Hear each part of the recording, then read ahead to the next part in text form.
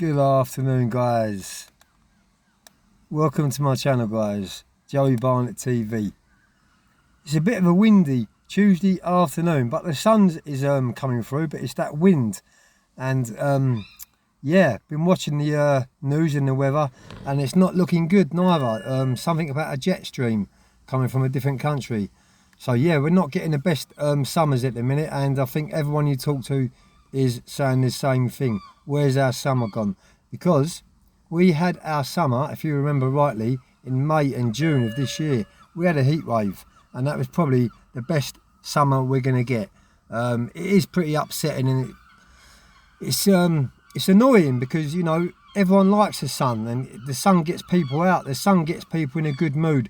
It motivates people. It inspires people. And yeah, different weathers affects different people. I'm a summer person myself. I love the sun.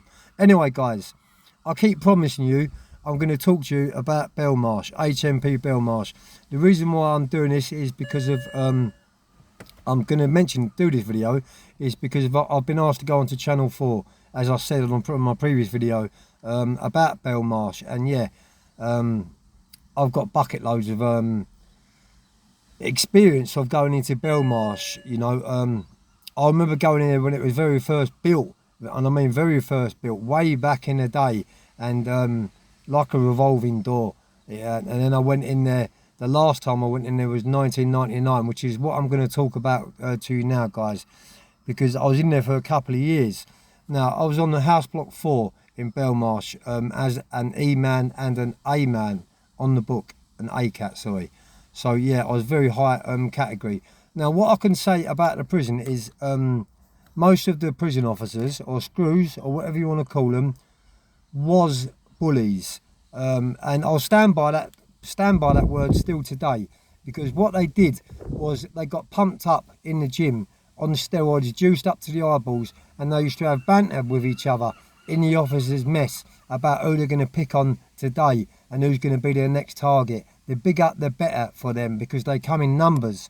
Now, they picked and chose who they bullied and who they bent up and dragged down the segregation unit. They knew who the pecking order was in Belmarsh, and they knew whose triggers to press. One afternoon, I went down to tea. I just got the 13 years. I weren't in the best of moods. Went down to get me tea at the hot plate, and it was nothing but a pile of crap. So I threw my tray over the contents of my tray, all up the servery, and yeah, all over the screw as well, serving up.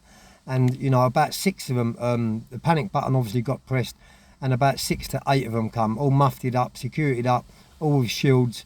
And someone, which I'm not going to mention on here because I haven't spoke to him about it, but he'll vouch his story for me.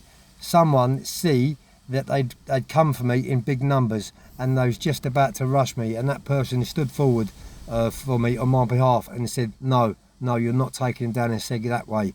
You know, he'll walk down the right way, not bent up like a funky chicken, you know.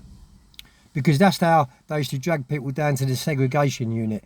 They would literally lift you up off your feet, bend your legs up into your back, you know, your arms behind your back, and they'd strap you up and literally drag you down there and hitting your head off of all the corners and your body, and you know, and they'd then put you into the segregation unit and come in on you in the cell and smother you, you know, and put you into restraint up to a certain extent where you either scream or you just bite your tongue.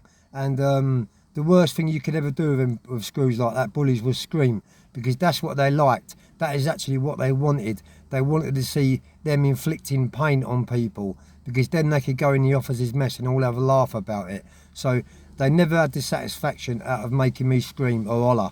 I took it the hard way. But yeah, they did pick and choose who they come in on. They walked about on the landings in 3s and 4s, and they was literally walking about like wild animals, looking for predators back in the day. That's why Belmarsh has got the nickname as Hellmarsh, because yeah, it was that. And the drugs in there was rife. Considering it's the Cat A jail, there was more drugs in there than what there is on the street. and that is the truth. And that's where a lot of people pick habits up from, was in Belmarsh. I hated every single day of it, but because I was a live wire, I was pretty high up the pecking order. They put me straight onto the cleaners to hush me, to keep me quiet, so that I wasn't locked behind my cell all the time, and they could keep their eye on me.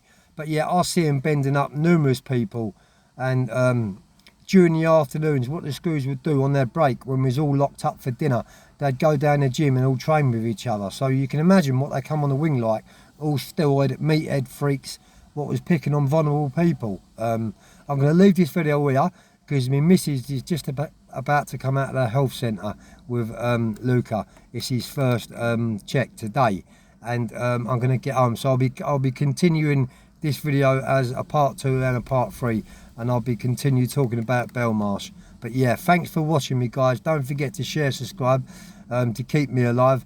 And I upload these videos not to glamorise crime, but to put awareness out there and put people off. By the way, I'm sorry if your screen is shaking or the video is coming across a little bit shaky, because I'm using a selfie stick and it's not the normal one which I use. But yeah, hope everyone has a good day, and I hope the sun shines for you wherever you are. I'll be back at you very, very shortly. Peace.